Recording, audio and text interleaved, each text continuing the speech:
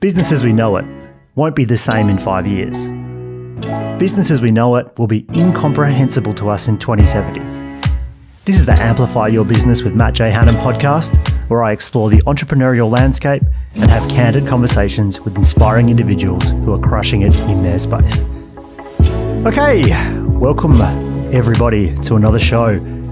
Today, I'm going to dig into one topic in particular, and you might find this one a bit interesting, but we stumbled across this article. I had a look at this article by The Guardian, and it's titled, "Will Working in an Office Be a Relic of the Past in 2070?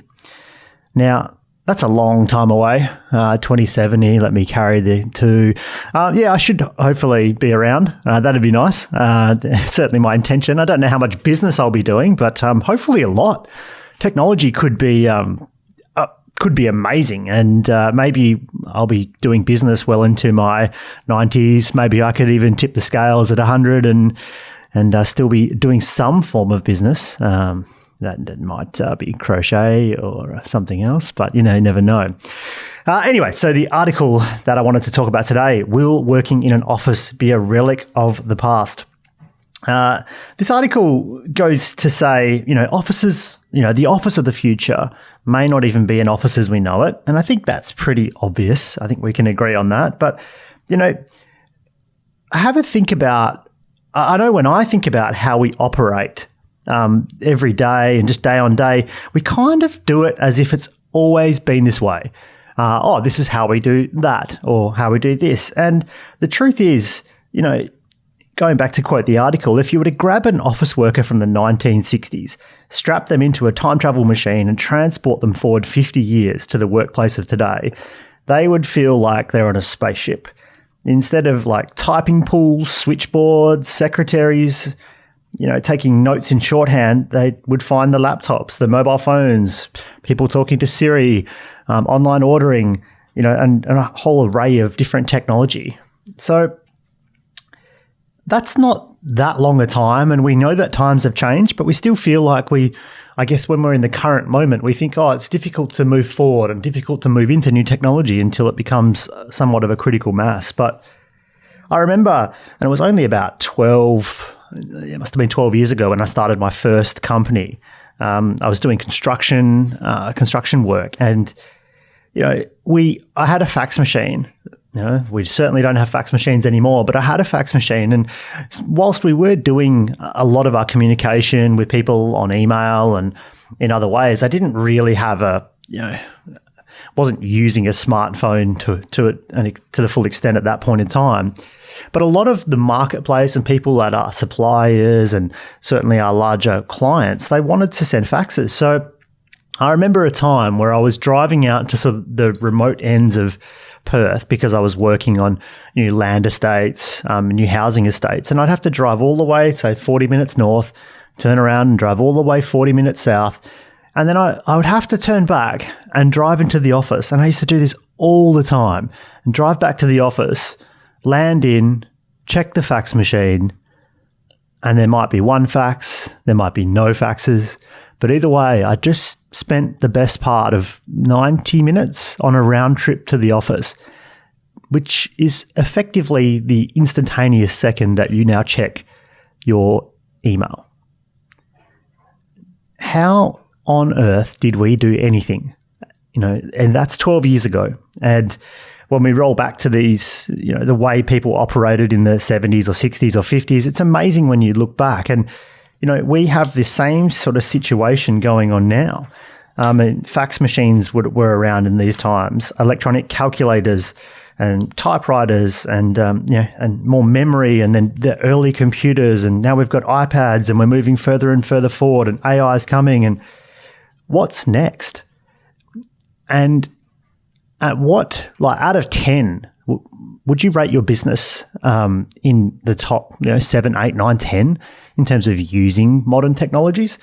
Or are you sort of still at a 4 or a 3 and sort of hoping that you don't ever have to change? I guess if you're close to retirement age and you're listening to this, which is probably not most of you listening, but some of you are, that I can understand why you might not want to change, but what efficiencies are in there? If you were to embrace some of the future technology that we have, or even just the current technology that we have. I mean, back in the day, to use any form of software, and when I say back in the day, I'm really talking about 10 years or so, we didn't really have the ability to do a lot in the cloud.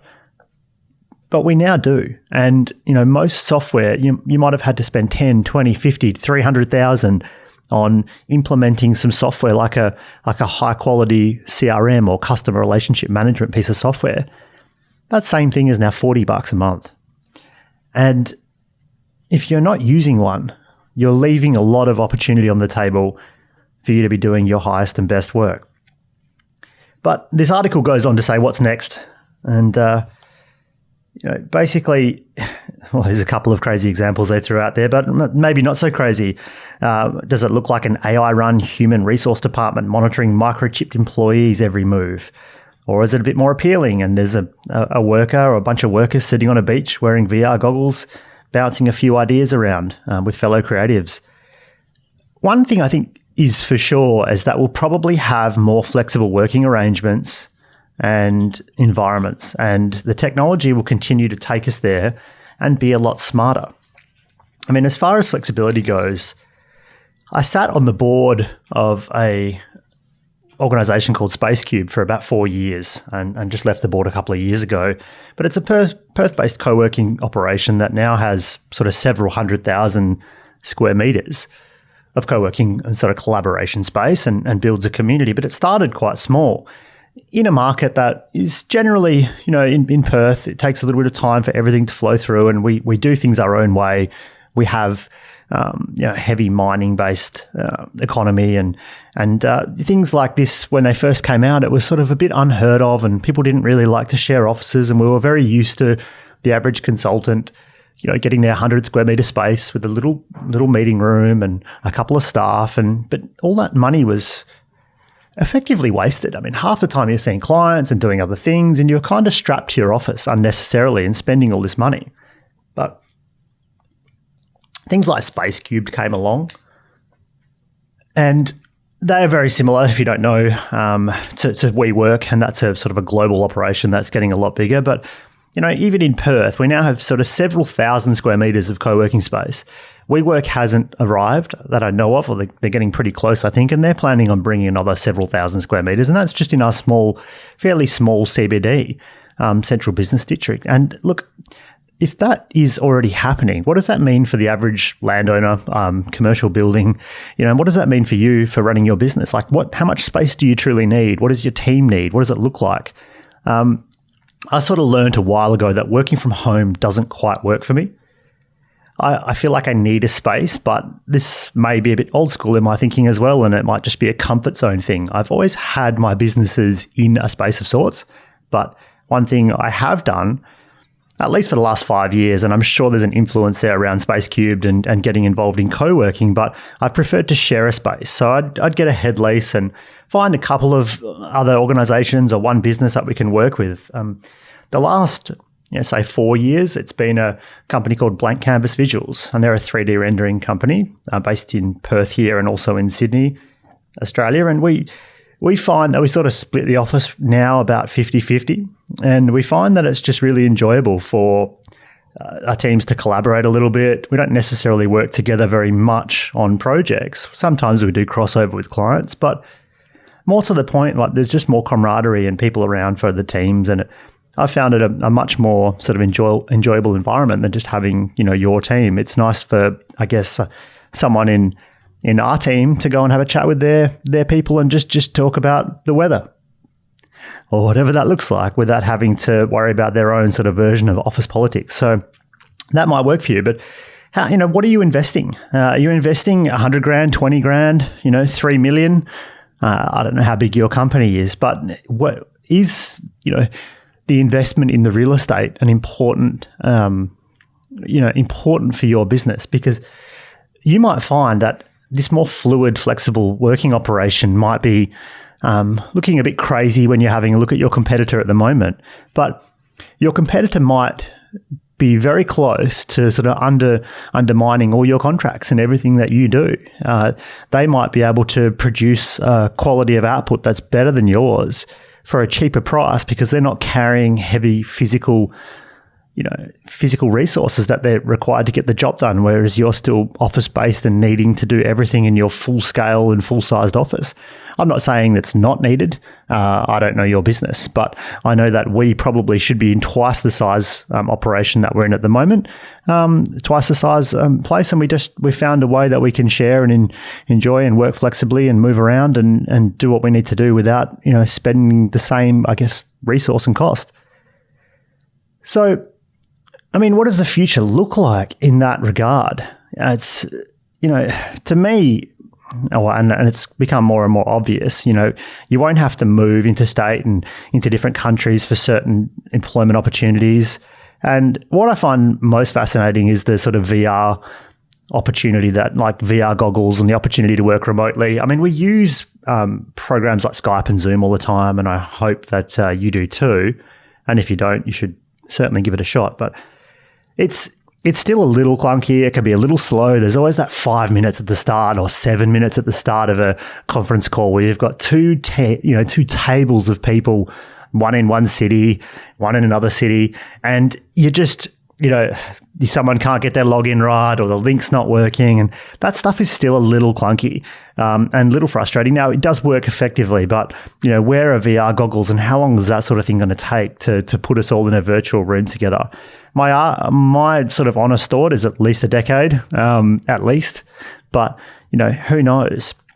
I just feel like, we traditionally, and when I say traditionally, I'm really talking the last 10, 15, 20 years, we all went out and we'd grab like these 100 square meter spaces and have 2 or 3 people. And I used to rent spaces like this. I remember when I was working more in property consultancy and I was raising capital and doing investments, we had this office and there was 4 of us, that were working almost independently on our own projects. And we had this 150, 200 square meter office that was costing something like $100,000, including our car bays. And there's 4 people in there. I mean, it wasn't necessary. The work could have been done from my car or at home or anywhere else. But if you feel like you have to present with this office, and, modern businesses are changing that game and they're changing that landscape and they're doing things with more technology and they're showing that they're future-proof. And certain clients won't like that, but other clients will respect and reward the fact that you're doing things the right way.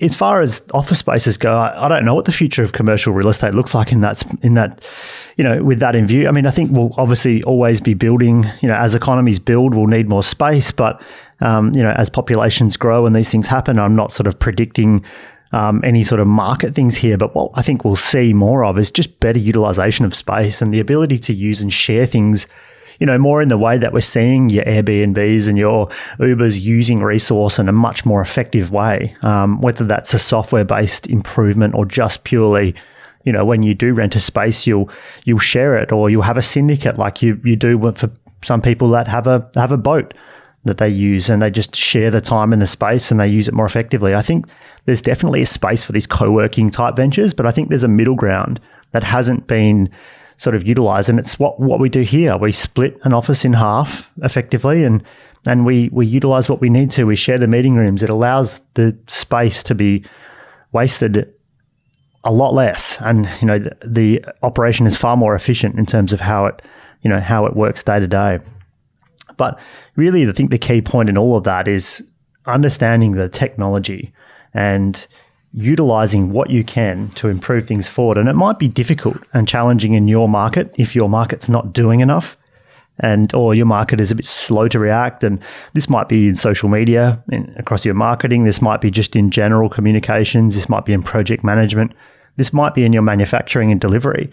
If you're still doing things the old way, I guess you have to ask yourself, how long will that last? I guess let me know. Are you, what are you planning for the future? I'm curious to get people, DM me, send me a message, but, what are you doing to set up your business and practices, to succeed with technology as the economy goes forward? And your competitors, are out there, like they're always trying to beat you. They're always trying to beat you. I would like to continue to look to make my operation and our operation leaner. I still think we hold a footprint and we have this expectation that we sort of sit in the office in business hours. And it's just not necessary. It's not the truth. We sort of tell ourselves these lies that we need to still sort of work within this framework. And I just think the more we can break free from that, the more we can, make sure we do online meetings and other things rather than, just go back to the traditional version and the way of doing things. And I'm not saying don't meet with people. It's super important to build relationships in person. But how much of your business really needs to happen in your office space? And how much of that office space is just a burden that you're carrying and dealing with just because you feel like it, just because your ego says, hey, I've got a nice, flash, fancy office. Do you need it? Do your clients really need it? I'm sure you're telling yourself you need to present yourself in a certain way, and sometimes that's true, but do you really need it? So, what are you doing? Or let me know your thoughts around this. Have you converted your office? Are you sharing some space? Are you doing things to allow, more flexibility, fun, and lifestyle for yourself and your team? Or what is it that you're doing going forward, and how do you plan to change in the next 5 years? All right, reach out to me as usual, guys. Instagram, Matt J. Hanham, Matt, MattJhanham,